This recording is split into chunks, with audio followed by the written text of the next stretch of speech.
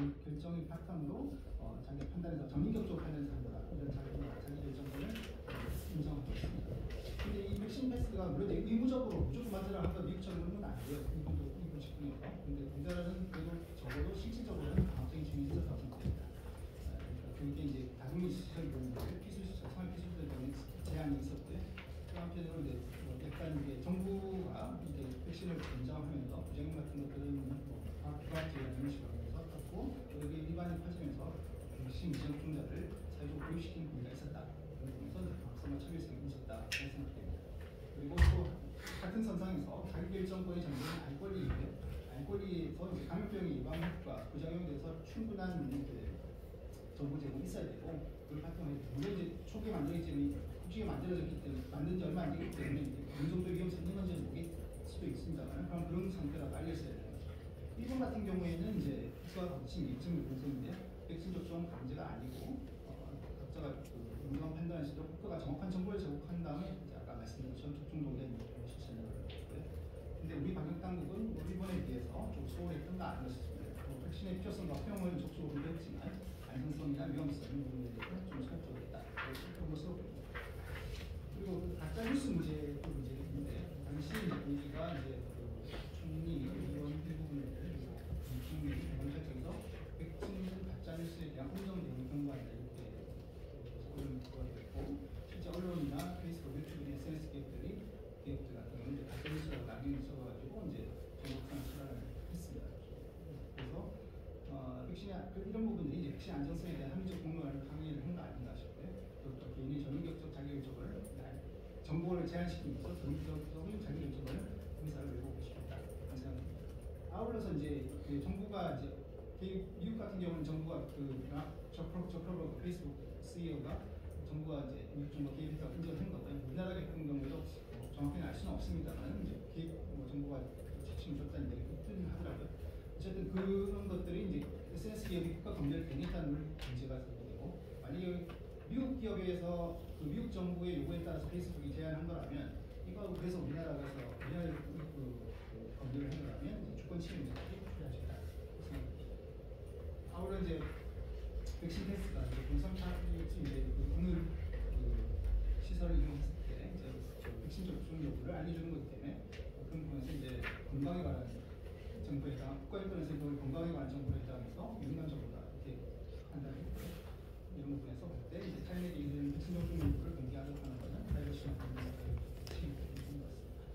아울러 백신 접종 지금 사후적으로 이제 법이 만들어졌습니다만 제가 알기로는 사전적으로 당시에는 백신 접종 테스트 당시에는 백신 접종자에 대해서 이제 개인정보와 개인지 추정 정보를 수집해가지고 타인에게 제공하는 경우가 없었던 걸로 알고 있습니다. 그런데 그 부분에서 이제 법적 법률 위반 문제가 있었던 것으로 보이고요.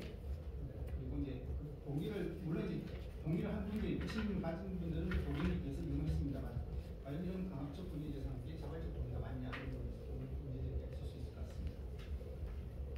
그리고 이제 또 한 부분 우리나라에서 크게 공동 문제가 있는데 사실은 직장 내 백신 접종 부분이 미국, 그다음에 또 일본 등에서 문제가 있고요. 일본 또 변호사께서도 좀 고민을 많이 했더라고요. 그래서 직장 내에서 백신을 맞은 분들이 다수인데 그걸 안 받은 사람들을 마치 좀 이상한 사람 취급하고 해고 위협도 하게 되고 일본에서도 있었고 우리나라에서도 있었는데 그래서 그런 부분들이 이제 앞에 보면 백신 접종을 강요하는 것도 행사하는 거고 직장 내 괴롭힘까지 해당할 수 있다. 역시 일본이 고생노동성은 백신 접종 강제가 아니고 이게 이제 접종자 돈이 있어야 하는 것 때문에 직장에서 해고, 퇴직, 공장, 괴롭힘 등은 차별적 지금 차별적인 허용하지 않는다는 걸 공식적으로 밝힌 바 있습니다. 이 부분들이 전체적으로 봤을 때 이제 방역 가버넌스에 대해서 문제가 있었던 것이 있는데 일본 변호사협회에서는 좀 다양한 제안을 했습니다. 저는 이게 조금 상당히 설득력이 있었다고 생각하는데 이게 이제 백신 개발, 코로나19 개발은 매우 단기간에 이루어졌고 예기치 못한 부작용에 대한 추정할 수 없다. 전례가 없다. 그래서 새로운 활동 문제, 사용 문제가 발생되어 있다. 이렇게 지적을 했고 그래서 백신 접종에 대해서 강력한 사회적 요청이 있다 하더라도 국가가 이런 데 있어서 더 냉정하게 유효성을 판다고 안전성은 중시한 대응을 이용한다. 이런 걸 밝혔습니다. 이걸로 변호사. 그래서 이제 그 5가지 제안을 하는데 주요한 것들만 말씀드리면 국가는 사회적 요청이나 신속성에만 경고되지 않고 의학적 관점에서 우리 사회에서 충분히 보여줘서 위해서 안전성 결정을 신중합니다. 말을 했고 자기 결정권 존중해야 됩니다. 정보가 충분히 해야 됩니다. 그리고 백신 접종이라는 편견과 차별 금지, 프라이버시 보호를 방지를 하고 프라이버시 보호합니다. 이건 만약 부작용 사례가 있으면 국가에서 적절하게 충분히 할 거라고 생각합니다. 그래서 이제 이런 그 청구를 했을 때 우리가 백신 뭐 전체적으로 백신 패스 포함해서 백신 쪽에 좀 문제점을 요약해서 말씀드리면 첫 번째 방역표 지상주의였다. 최원주 의사는 말씀드리고 싶은 것 같은데 그 방역표 확산과 함께 집단 면역 발생에 대해서 확진자수와 백신 접종률 등 대량적 성과 목표에 집중했던 거 아니냐. 물론 또 방역 집단주의를 좀 이용한 것 같다. 사회전반의 수수자 차별과 사회적 라인 찍기 등 집단주의적 형태가 많은 것을 공통해서 오늘 강조한 부분이 있는 거 아닌가 생각합니다. 그리고 또 확진자 동성공개 안심된 백신 패스 같이 디지털 기술을 이용해가지고 이제 어떤 방역 대책을 실시한 점에서 이제 어떻게 보면 디지털 감시 시스템까지 구축하는 그런 효과도 있었다. 그리고 조금 어떻게 보면 약간 철학적인 부분인데 뭐 과학주의, 의학에서 보편주의적 접근이라고 하는 것 같은데 이런 거에서 이제 방역 당국이나 전문가들이 일부 전문가하는 것들이 다 과학이고 그거에 아닌 것은 비과학이고 이렇게 딱 이렇게 결론을 내리고 그거에 대해서 의문을 제기하는 것들. 이 방역 대책의 실효성, 백신 패스라든지 그다음에 백신 안전성 필요성에 대해서 문제 제기하는 것들 다 비과학적인 거야 이렇게 하는 어떤 과학주의, 과학이 아니라 과학적인 게 아니라 과학주의적인 부분이 있을 것 같습니다. 아울러 조금 더 우리가 좀 분리해야 될 부분은 사실 백신이라는 게 물론 첨단적으로 과거에 많은 효과를 줬던 것으로 인정을 하지만 특히 최근에 코로나19 백신 같은 경우는 최첨단 과학이다. mRNA, RNA 방식이고 이 부분에서 사실은 좀 더 위험성에 좀 더 인식을 하고 입각해야 되고 하더라도 좀 더 이게 알려줘야 되는데 이런 부분이 없었는데요. 이게 어떻게 보면 백신이 어떤 구제책이라고 보이지만 한편으로 우리가 생각할 때는 제약회사의 수기관이다, 주요 수요입니다. 그래서 그 부분이 백신을 공급하는 것은 어떻게 보면 이해상충 문제가 초래될 수 있다. 알아야 될 것 같습니다. 특히 이제 지금 이제 해외에서 나온 지적들을 보면 WHO 같은 해외 보건당국 부분에서 규제 표역된 거 아니냐 지적이 있을 거예요. 이제 그거는 이제 앞으로 어떻게 될지 트럼프 케네디 이건 이제 지금 그런 것 같은데요. 그래서 한번 어떻게 될지 봐야겠습니다. 이런 부분에 좀 규제 표역 문제가 있다는 지적을 좀 인정하고 그리고 백신 사업이 그냥 요구했을 때만 그대로 따르는 백신 사업이 종속되는 문제를 좀 그래야 겠습니다.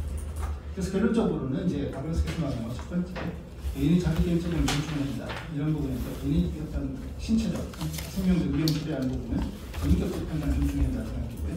또 방역표 지상주의 국고에 대해서는 과기 편정의 프로세스의 유연성과 투명성을 제고를 하고 그래서 전문가 다양성, 위험기자 전면 어용 전문가 위주로 구성은 안 되고 다양한 전문가들 다양한 목소리를 들어야 되고 그걸 바탕으로 이루어야 된다고 생각합니다. 위험기자 통제시키고 한편으로 또 인권 영향 평가 제도를 좀 도입해서 이런 직노동성 공부처럼 과학성, 나중 교육차별 행위를 좀 인권적인 어떤 함께 해주고 가짜뉴스 검색에 대한 독립적인 투명성 그래서 이제 팩트체크라든지 이런 걸 명분으로 어떤 알아야 될 정보를 고민해야 될 정보가 차단되지 않도록 필요할 것 같습니다. 그리고 이제 이 부분 다른 학부모 여러분이 아시겠지만 백신 피해자 같은 경우도 공중보건정책이라는 특별위생이라는 걸 생각을 하고 상품에 좀 연하게 되는 것 같습니다.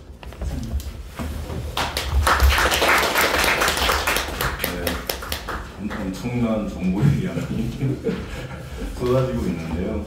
근데 참 저희가 여기 대표하는 내용 하나하나가 이렇게 저희가 다 이렇게 변협의 어떤 공식 입장이거나 저희가 의견이 확 보고 이런 거라기보다는 적어도 이런 논의들이 반드시 되었어야 하는데 되지 못했다라는 것, 그리고 그 논의를 통해서 사실은 법제와 어떤 관행의 개선이 반드시 이루어져야 한다는 차원에서 사실 이제 의원님이나 오늘 이제 정부 쪽에서 오신 분들이 좀 최대한 이런 부분에서 다는 아니더라도 좀 논의를 이어가고 뭔가 이렇게 제도와 관행의 변화로 이어질 수 있게끔 노력해 주셨으면 하는 바람을 중간이지만 다시 한번 살펴보고요. 그 발표 중에서는 마지막으로 박호경 변호사님께서 방역정책 및 백신 피해자 구제를 주제로 발표를 해주시겠습니다.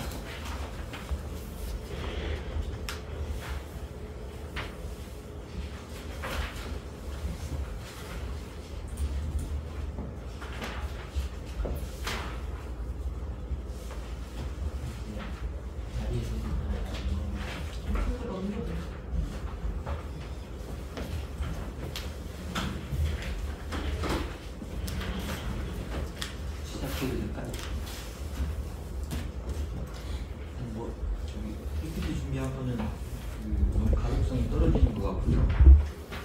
요약해놨는데 제가 발제를 많은 부분 두 챕터입니다. 저희 큰 두꺼운 책에서는 백신 피해자 구제 4페이지에서 로마자 3번 부분이고, 그다음에 이제 그 부분은 이제 황필규 변호사님께서 집필을 하신 부분이고요.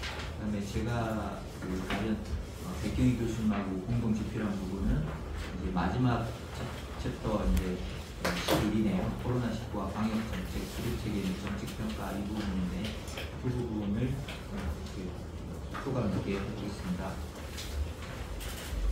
우선 집필자이신 황 변호사님 부분을 이제 어떻게 하다 보니까 요약을 제가 하게 됐는데, 원 집필자의 의도가 왜곡되지 않기를 바라고 최대한 진행하겠습니다. 한 7가지 정도로 준비를 해주셨더라고요. 최근에 이제 오늘 복지위를 통과한 것 같은데, 백신 피해 코로나 백신 특별법 이 부분까지 이제 당시에는 이제 아직 그런 때가 아니어가지고 개선 방안, 잘 아시다시피 백신 주사 맞고 넘겨주시고, 백신 당시에 이제 이렇게 보면 초창기에 일단 백신 예방 접종 주사가 나오기를 우리가 간절히 바랬었고, 그다음에 이제 막상 백신 접종할 수 있는 이제 이 예방 주사가 우리나라에 도착을 하니까 이제 유럽 도착을 했는데, 결국 우리나라는 굉장히 이제 사실상 모든 전 국민이 주사를 맞아야 되는 그런 분위기였던 것 같습니다. 당연히 그것이 정답이라고 생각했던 것 같습니다. 그래서 많은 국민들이 백신 접종을 대부분 이제 접종을 했었고, 그래서 지금 사망자가 되게 많이 나왔죠. 1000명, 2000명 이렇게 나온 것 같은데, 이 사망 사건에 대해서 보상이 결정된 것으로는 황 변호사님 자료에서는 17번 포함 이렇게 말씀을 하신 것 같은데요. 그것보다 실제로 사망 사건에서 구제된 케이스는 훨씬 더 적은 것으로 좀 알고 있습니다. 그래서 이것이 우리 모두 이 예방 주사가 좋은 걸 알았는데, 막상 이제 피해가 많이 발생했는데 우리 피해자분들 혹은 그 유족분들, 가족들한테, 본인한테, 그리고 이게 제대로 된 보상 제도가 작동했는지, 이것이 우리가 추구해야 되는 또 법칙, 공정 상식에 부합한다고 볼 수 있을지 의문을 제기하시면서 저자분은 글을 시작하고 계십니다. 다음으로 이제 백신 부작용 피해 구제 관련 현행 법제, 잘 아시다시피 감염병 예방법에 있고요. 부작용이라는 것은 시간적 발생성이 있는 것으로 정의하고 있고, 원래 이 피해 보상에 관한 그 입법 취지는 국민들의 예방 접종에 대한 불신과 기피 현상을 해소한다는 거였습니다. 물론 이제 다른 목적도 좀 포함되어 있습니다. 병원 관계자가 좀 안심하고 접종할 수 있도록 보상을 충분히 좀 해줘야 되는 거 아니냐 이렇게 시작했는데, 이 굉장히 오래된 그런 법률입니다. 90년 후반인 것 같은데요. 어쨌거나 초창기에 이걸 예방 접종에 대한 불신을 해소하는 것을 근거 목적으로 했는데, 이 막상 이번 우리가 코로나 재난에 직면해가지고 그렇게 피해 이 보상 제도가 작동했는지 아마 의문을 제기하신 분들은 되게, 특히 우리 피해자분들이라든가 공익 관련 업무들을 하시는 분들은 많은 의문을 가지고 있습니다. 그래서 지금 이제 특별법안이 이제 지금 거의 무르익은 상태인 것 같고요. 그 감염병 예방법 71조의 국가보상 성격 요건 이렇게 되어 있고, 인과관계죠. 무엇보다도 인과관계. 근데 이 인과관계라는 것을 인과관계만 있으면 되는 거고 과실은 상관은 없습니다. 소위 그래서 법률적으로는 무과실이라고 하는데, 이제 인과관계를 증명해야 되는 거고요. 그리고 이제 그 인과성이 증명이 되냐, 이렇게 이제 진료비라든가 이런 것도 있지만, 주로는 이제 일시 보상금 이렇게 크죠. 사망한 경우, 그다음에 장애인이 된 경우 일시 보상금. 어떻게 보면 이 보상의 방법과 기준, 이건 너무 지금 심플하고, 지금 다른 우리가 국가유공자 법률이라든가 산재라든가 이런 법률과 비교해 보면 이러한 보상 방법과 절차는 굉장히 수준 이하입니다. 지금 우리나라의 수준에 걸맞지 않아요. 사실 이제 뭐 당장 코로나 특별법조차 지금 아직 이게 도입되지 않았기 때문에 이거를 이야기하는 건 좀 시기상조이긴 한데 만약에 코로나 관련 특별법안이 통과된 이후에는 이 보상에 관한 그 방법과 절차가 디테일하게 저는 마련돼야 되는 것 같습니다. 그리고 이제 큰 소목차 3번으로 가서 백신 부작 인과관계에 대한 해석 이런 부분이고요. 이 판례를 정리해 주신 것 같습니다. 시간적 밀접성이라든가 추론하는 것이와 이론이나 경험칙상 불가능하지 않은 것, 그다음에 장애 등의 원인 불명이거나 또 다른 원인에 의해 발생한 것이 아니라는 정도 증명이 있으면은 근거성 있는 것으로 좀 추정해주자. 이게 2014년 대법원 리딩 판례고요. 그다음에 이것보다 조금 더 이제 요건을 엄격하게 한 것이 19년도 이제 대법원 판결에서는 좀 다른 요건을 넣어가지고 좀 더 이렇게 너무 쉽게 추정을 해주면 안 된다. 약간 이런 요건도 하나 현대의학이라든가 이런 부분들에서 이 어떤 설명이 안 되는 것까지 인과관계를 추단하면 안 된다라는 약간 엄격한 요건을 좀 2019년도에 추가를 했었죠. 어쨌거나 이 백신 예방접종 피해가 발생하면 그 인과관계를 인정할 때 그래도 우리 이 법원에서는 어느 정도 일반적인 민사소송보다는 좀 더 완화된 증명도를 요구해가지고 좀 더 피해 보상 제도가 작동할 수 있도록 이렇게 했던 것 같습니다. 그런데 이건 개별 법관한테 이거를 이제 맡기는 거기 때문에 굉장히 법적으로는 이제 불안정한 거죠. 그래서 입법이 이제 필요했었던 거고요. 크게 이제 그 다음 페이지로 백신 부작용 인과관계 잘 아시다시피 이거는 이렇게 인과성 평가 기준 1, 2, 3, 4, 5 주로 문제된 것이 4번이죠. 4번 때문에 대부분의 피해자분들이 문제되는 거고요. 그 다음에 피해 지원 필요성, 입증 책임 전환 필요성에 대해서 저자께서 몇 가지 정리를 해주셨는데요. 왜 이걸 해야 되느냐. 우리의 그 코로나 시기에 이제 백신은 굉장히 단기간에 개발됐고 승인됐고 안전성 검증이 안 됐고 그런 거죠. 그다음에 또 우리나라 특히 사실상 강제된 백신 접종 이 이야기를 이렇게 하지 않고 표면적으로 뭐 우리나라와 외국 비교해 보면 우리나라 뭐 상당히 보상을 해주고 있다. 이런 주장 굉장히 좀 의견 같은 거 조심해야 될 것 같은데 우리나라는 사실상 강제됐었잖아요. 그리고 외국 같은 경우는 백신 맞을지 여부를 개별 개인들한테 맡기지 않았습니까? 정도의 차이는 있지만 그래서 이 부분 논의를 생략하고 좀 일부 그렇게 의견이 정부에서도 나오는 것 같은데 이런 부분에 대해서 좀 비판적으로 볼 필요도 있는 것 같습니다. 다음으로 피해 심사 조직과 절차 운영의 문제점에 대한 부분인데요.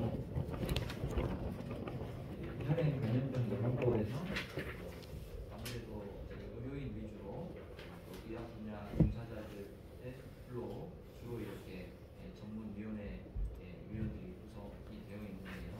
의학의 전문가일 수는 있겠지만 실은 또 보상의 전문자예요. 보상이라는 거는 의학의 문제라고만 또 보기 어려운 측면이 있습니다. 사회적, 법률적 보상 체계라는 거는 그래서 다양한 전문가가 이런 보상을 해줄 건지 말 건지에 대해서는 관여하는 게 옳다 이런 내용이 있고요.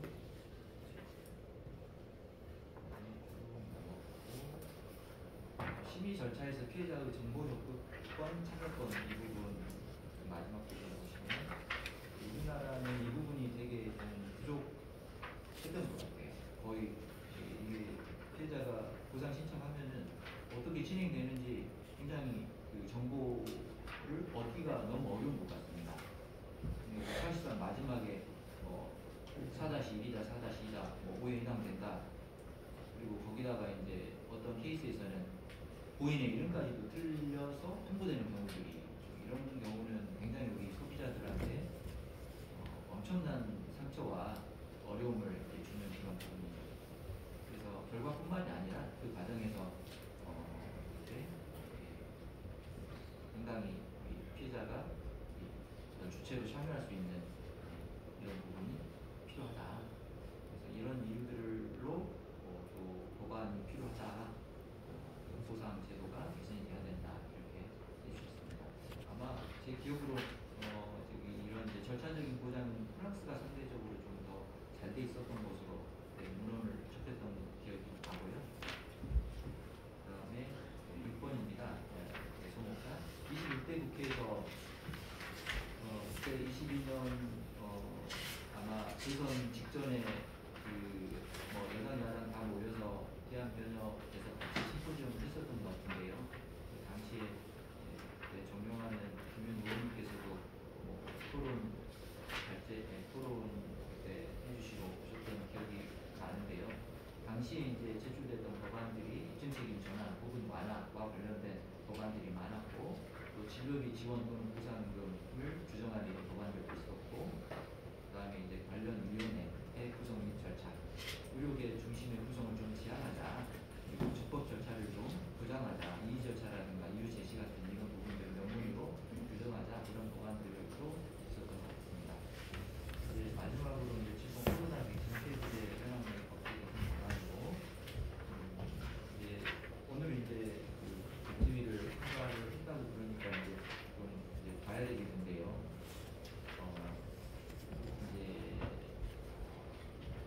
이제 이런 법안은 피해 구제에 좀 만전을 기할 필요가 있고, 어떻게 보면 대통령의 공약 사항이기도 했었던 것 같고요.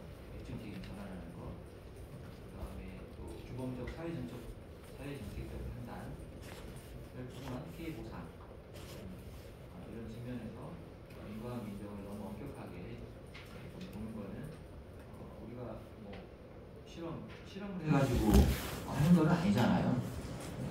진짜 뭐 실험해가지고 판단할 수 있다면은 뭐 그것도 기준이겠지만 우리가 보상을 그렇게 하는 건 아니니까. 그래서 이런 규범적 사회정책적 판단이 중요한 것 같고, 우리 뭐 제약 변협 의견이라든가 또뭐 질병청도 의뢰한 한국 사회보장법 학회 같은 이런 이제 어떤 법률 전문가들의 연구 영역 이런 내용들도 최대한 좀 고려될 필요가 있고, 또 이 코로나 백신 같은 경우는 지나치게 단기간에 개발돼서 사용됐다는 이런 특수성을 꼭 고려를 해야 될 것 같고요. 그리고 또 피해자들의 권리가 또 절차적으로 잘 보장이 될 필요가 있겠고요. 7번으로 그러면 법제 개선 방안으로 아마 조각에서 이 지금 자료를 집필하실 때는 작년에 이제 김윤 의원님께서 발제하신 이제 특별법안을 주로 이제 검토를 하셨습니다. 법안 내용 보면 관련 조직으로 규범적 상식적 판단이 가능한 피해 보상 결정 기구가 구성될 필요가 있다는 이런 어떤 취지에서 보니까 법률 전문가, 법학 행정학, 사회학, 의학 이렇게 다양한 전문가, 또 의료인, 뭐 법조인들, 또 대통령이 정하는 추천하는 이런 이제 다양한 경력이 있는 사람들, 굉장히 바람직한 우리 사회 각 분야의 어떤 전문가들이 이렇게 참여하는 이런 위원회를 구상을 했습니다. 그리고 중요한 것은 입증적인 전환인데요.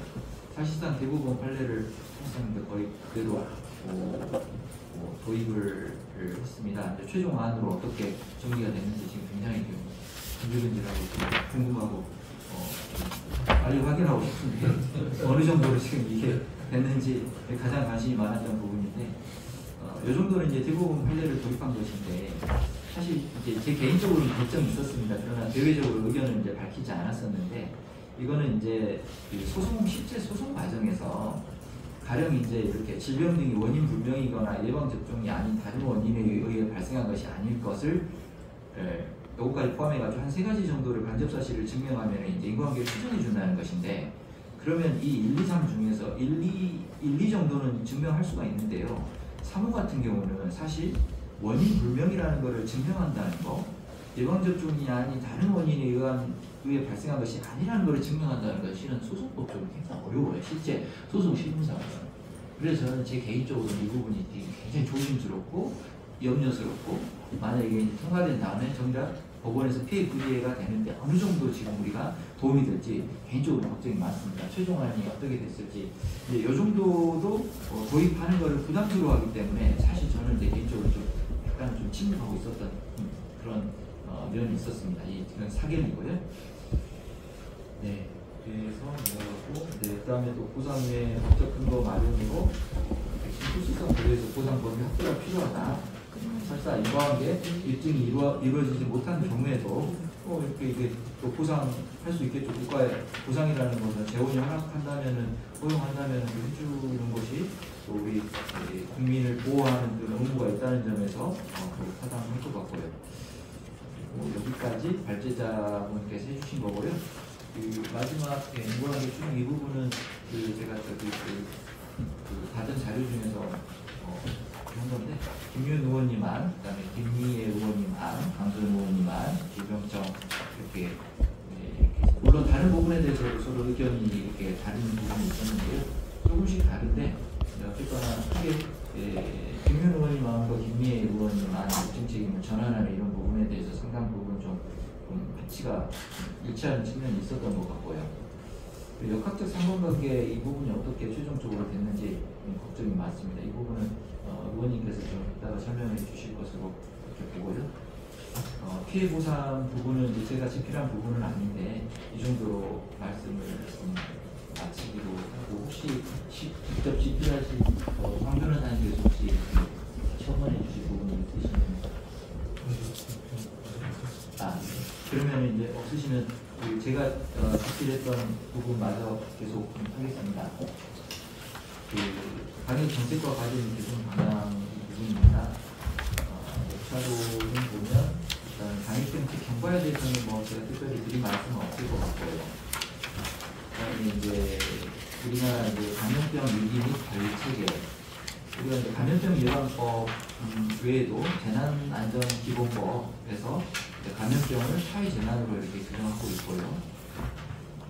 그다음에 이제 제가 드릴 말씀은 이제 로마자 크게 세 번째하고 네 번째 이제 우리가 코로나 재난에서 어떤 논란들이라든가 이런 것들이 굉장히 많죠. 이미 앞서서 발제자분들께서 많이 말씀을 해주셨고, 그런데 그런 논란들과 과제에 대해서 한번 제 개인적으로 한 5가지 정도로 한번 어떤 부분이 와구라고 했었는지 그것을 한번 더 리뷰를 해봤고요. 그다음에 끝으로 이제 사실 이제 제가 여기 계신 많은 전문가분들이 계신데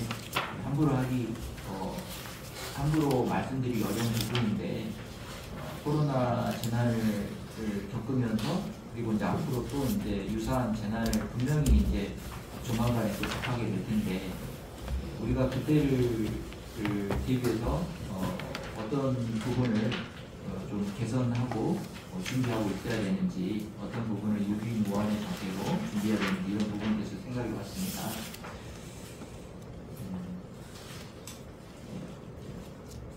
코로나 관련 방역 정책 경과는 다 아시다시피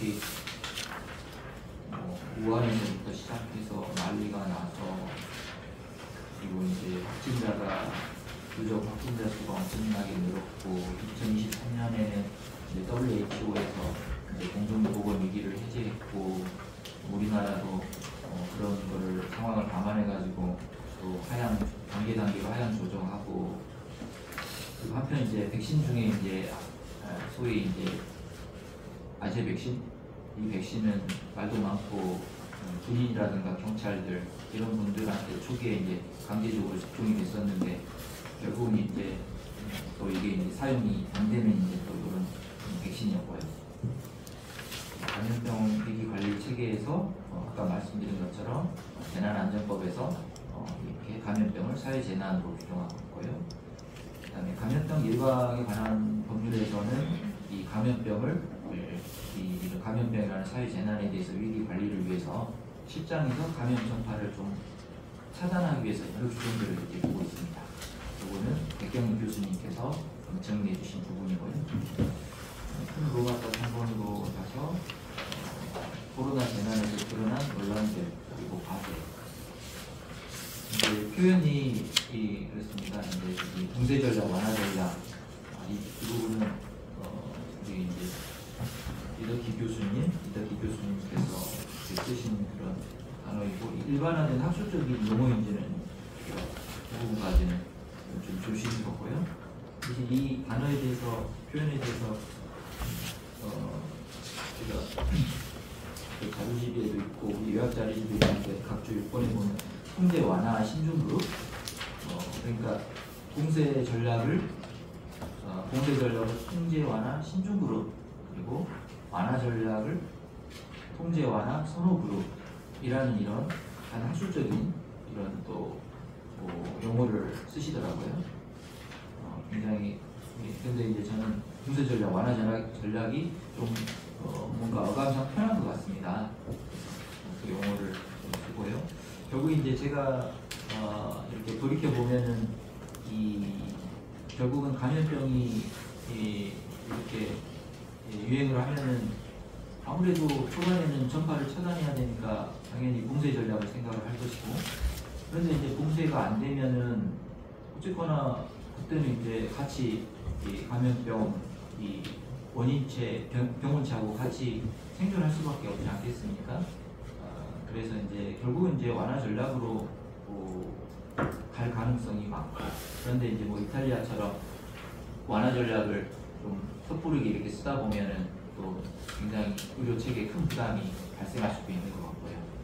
이렇게 이 완화 전략을 쓰느냐, 봉쇄 전략을 쓰느냐, 이제 결국 이런 어떤 정책을 어떻게 쓰냐에 따라서 결국은 이 어떤 결과도 어떤 기본권을 많이 제약하는 쪽으로 갈 수도 있고, 또 그 좀 반대로 갈 수도 있고, 굉장히 이 줄타기를 잘해야 되는 것 같습니다. 그래서 지금 어떻게 보면은 이제 지난 상황에서 결과론적으로 잘했냐 못했냐라는 이런 어떤 의견을 제시하는 것은 굉장히 또 경솔한 또 의견일 수도 있고 그럴 것 같습니다.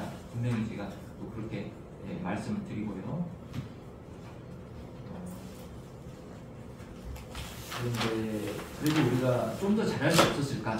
저는 이제 많은 전문가분들이라든가 정부 관계자분들도 이 대응을 잘하기 위해서 엄청 노력을 하셨다고 생각을 합니다. 그러나 우리가 좀 더 잘할 수 없었을까? 더 잘할 수 없었을까? 그리고 냉정하게 비판할 부분은 없었을까? 이런 관점에서 보면은 사실 정부 정책은 행정행위잖아요. 그래서 재량이 굉장히 커요. 그런데도 불구하고 법원에서 이 제동을 건 사건들이 많죠. 특히 백신 패스와 관련해가지고. 그럼 그렇게 보면 우리나라는 완화 전략으로 전환하는 시점이 분명히 지연된 측면이 꽤 있을 것으로 꽤 지연된 것을 볼 여지도 꽤 있다. 이 말씀을 드렸고요. 그 다음에 이제 이원적 역학조사 체계에서 정보 전달 및 방역 대책 수립 체계에 대한 평가. 이 부분은 백경희 교수님께서 해주신 부분이신데요. 우리나라 역학조사를 시행하는 주체가 정부하고 지자체로 이렇게 이원화되어 있어가지고 막상 이제 방역 대책 수립하는 것도 또 정부에서 하잖아요.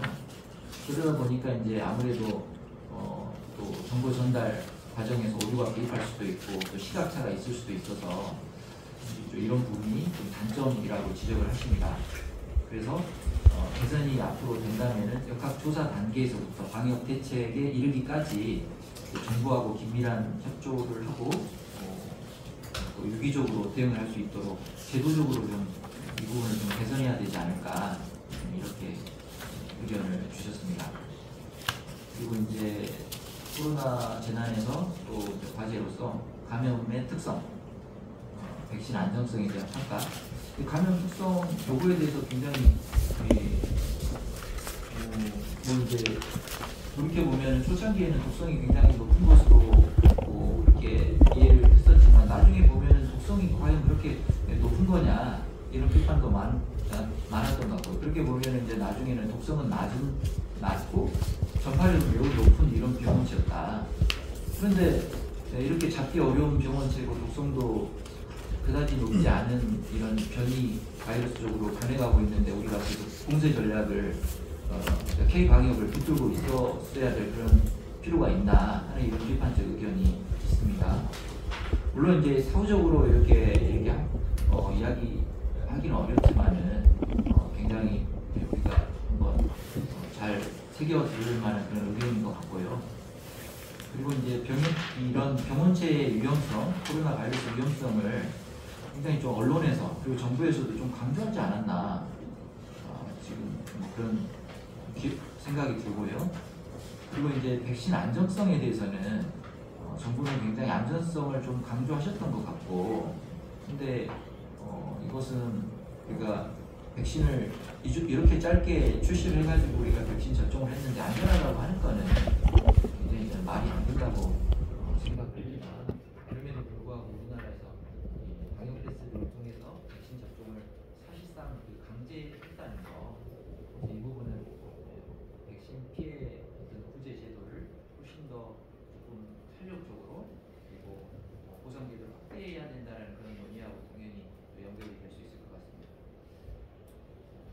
아스트라제네카 백신 이 부분 알고 계시고, 그 다음에 이제 또 과제로 논란과 과제로 경제적 측면에 대한 고려를 물론 하셨겠지만 이 부분을 충분히 하셨는지 또 다시 한번 생각해 볼 필요가 있는 것 같습니다. 그래서 우리가 이제 3T 정책으로 이제 굉장히 우리가 작정하고 그랬었는데요. 이제 지역 전파가 일반화됐을 때는 조속하게 엔데믹에 맞는 정책을 시도했어야 되는 거 아닌가.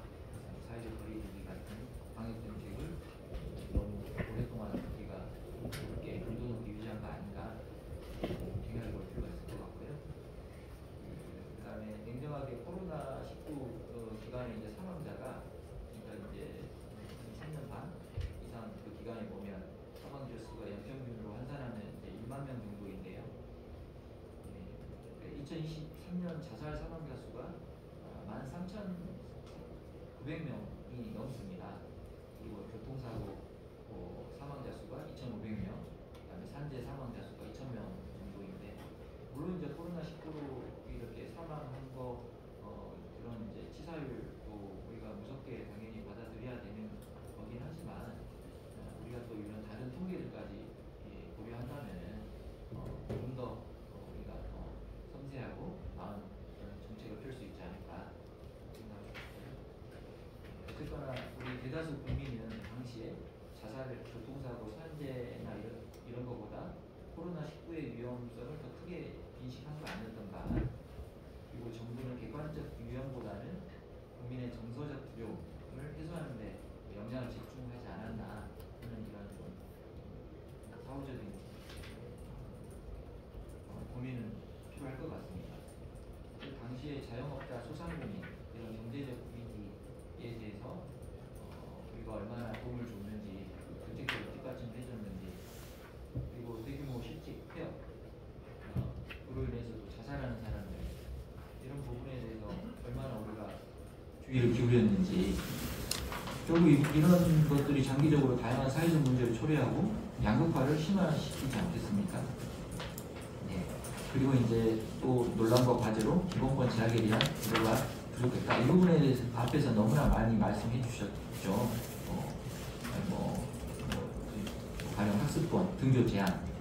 그래서 이 부분에 대해서 어떤 경제학자는 우리 정부에서 가장 큰 실책으로 나중에 평가받을 수도 있다.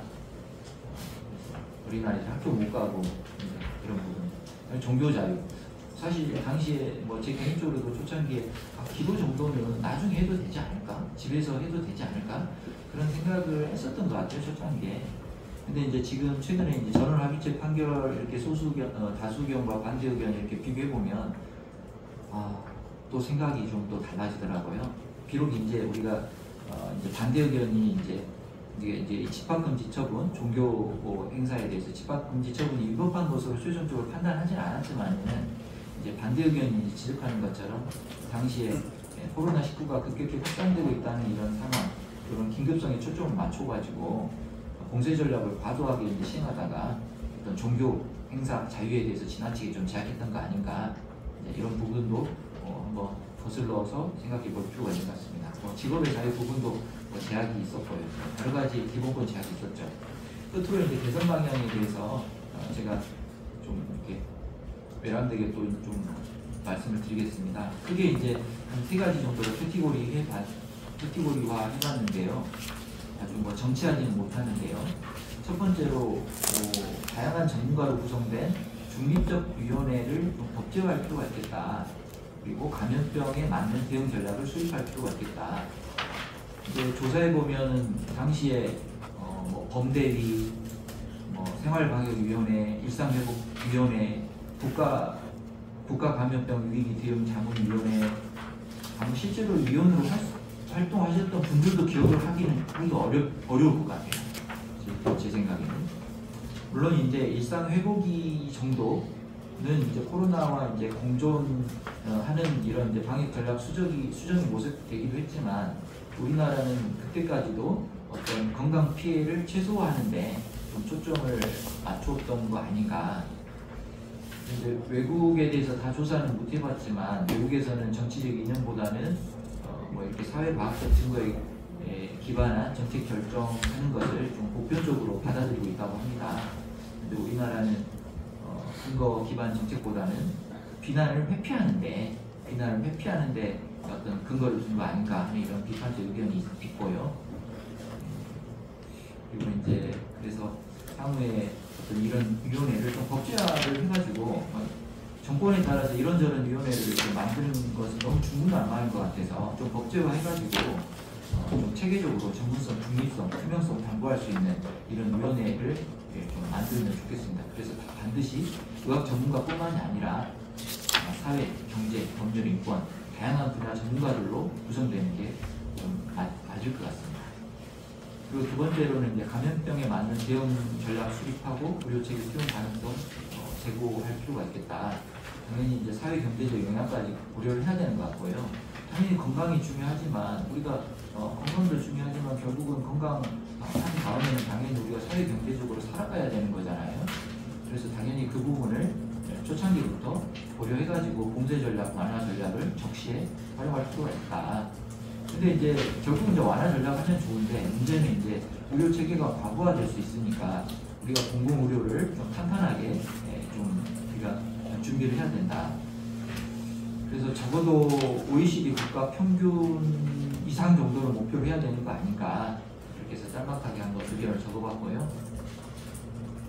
그다음에 끝으로 이제 충분한 정보 공유, 국민들하고 충분한 정보 공유가 필요할 것 같고, 경제 측면에서도 좀 조화로운 정책이 필요하다. 초창기에 일부 전문가 개인의 의견이 굉장히 좀 강조됐던 것 같아요. 의료 전문가의 의견들이. 그러니까 그 의견들을 자꾸 들으니까 우리 국민들은 너무 무서웠던 것 같고요. 국민들이 무서워하니까 정부는 비난 회피 정책을 썼던 것 같아요. 그래서 우리가 계속 코로나가 몇 마리가 발견됐는지 계속 이 이야기를 듣고 있는데 너무 무섭지 않습니까? 그래서 이 의료 전문가뿐만이 아니라 다양한 전문가들이 의견을 또 언론을 통해서 또 표현할 필요가 있고, 국민들은 굉장히 균형 잡힌 그런 정보를 좀 접해야 될 그런 권리가 있는 것 같습니다. 그래서 불확실한 것은 불확실한 상태로 거기까지 공유하고, 그 상황에서 정부가 최선을 다하고 있다면 국민들이 신뢰하겠죠.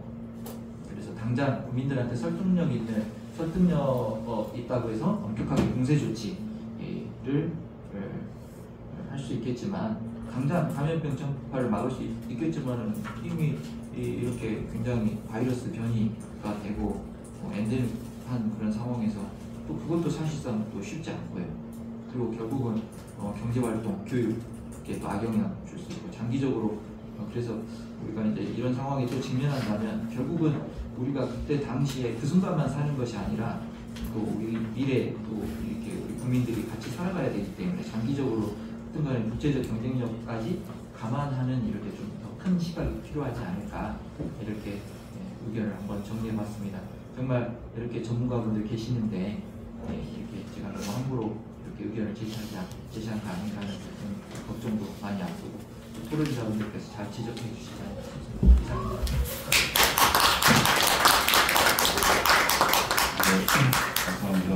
참고로 그 백신 피해자 구제법 특별법 같은 경우에는 제가 알기로는 1월 23일에 보건복지 상임위를 통과를 했고요. 이제 법사위에서 이제 심사를 해야 하는 단계가 남아 있습니다. 그리고 그 인과관계 조항 관련해서는 그 김민우 의원님이 내신 안이랑 그 김민우 의원님이 내신 안 뭐 거의 비슷한 조항은 그대로 들어갔고요. 각각 상관관계는 들어가지 않았는데 아까 말씀하신 대법원 이제 그 나중에 나온 판례가 좀 반영이 돼서 2항에 이제 이러저런 요소들을 고려해야 한다. 아까 올려주셨던 거기에 나와 있는 수정안, 재정청 수정안에 있는 내용은 2항으로 그대로 들어갔습니다. 그 장시간 굉장히 많은 것을 순식간에 소화하시느냐고 고생 많으셨고요. 그 잠깐 그 발표자 토론자분 앞에서 사진 촬영을 하고 지금 시간이 56분인데요. 좀 많이 약간 지연이 돼서요. 그 5분에 다시 시작하는 걸로 하겠습니다. 그러면 앞으로 잠깐 나와주십시오.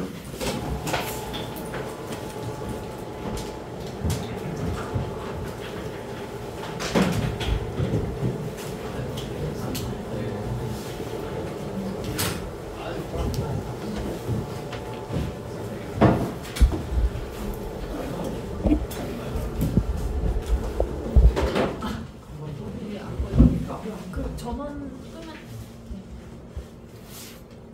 실행?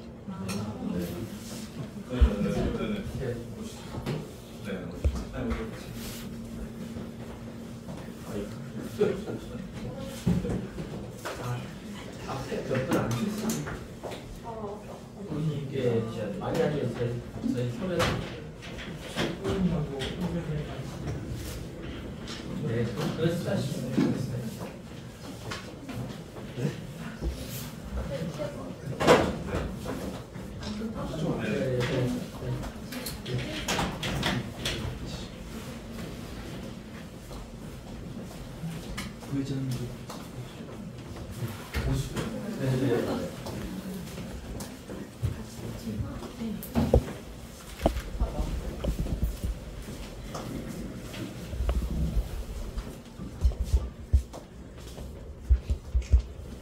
네, 찍겠습니다. 하나, 둘, 셋. 파이팅이라고. 파이팅이라고. 네, 찍겠습니다. 하나, 둘, 셋. 화이팅! 네, 감사합니다. 감사합니다.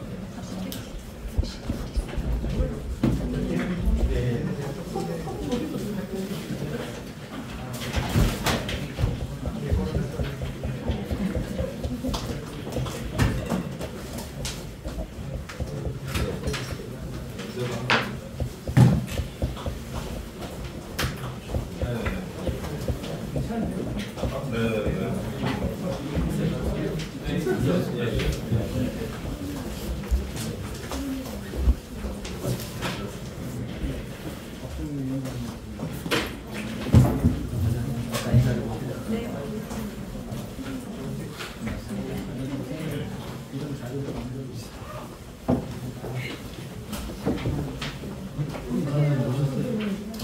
네, 어떻게 보셨어요?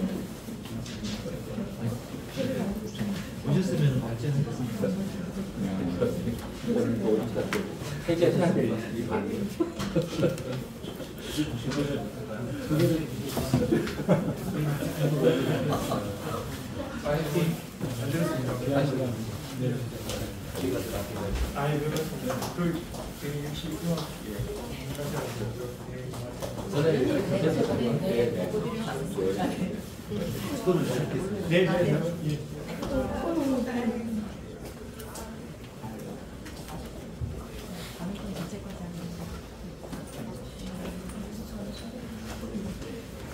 굉장히 엄청 내용 많이 공부하는 거 너무 수업 보내겠습니다. 네.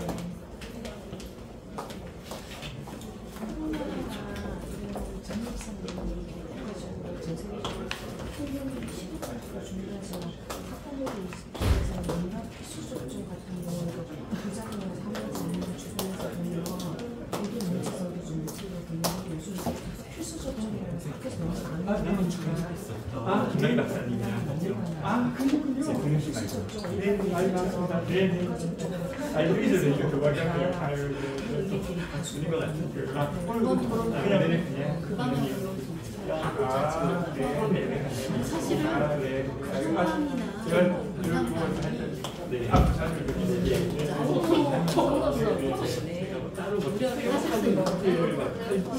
경험은 아닐 것 같고, 학사량 공문하기도 제가 외국인들을 집착해서 모아드린 역할이 아니라 소송에서 대리까지 만들면서 학생들이 알아내는데 질병체에서 그래서 그게 이제 사례가 안 남는 거지. 얼마 전에도 그 신규 접종하고 죽은 아이 있었잖아요. 7살 그 아이 같은 경우에도 카톨릭 의대에서는 이 접종을 배제할 수 없다라고 얘기했지만 실제 질병체에서 이렇게 해서 빼고나서 관련했던 아이가 접종 이후에 이 아이가 사실 접종 이후에 이제 후기용으로 우리는 이거 등록한데 이 생각도 못했어요. 그 제도가 있는지도 몰랐기 때문에 못해서 그런 거지 실제는 주변에 얘기를 들으면 이건 나와요. 병원에서 접종을 하면서 저혈선 하락이 생긴 아이도 있고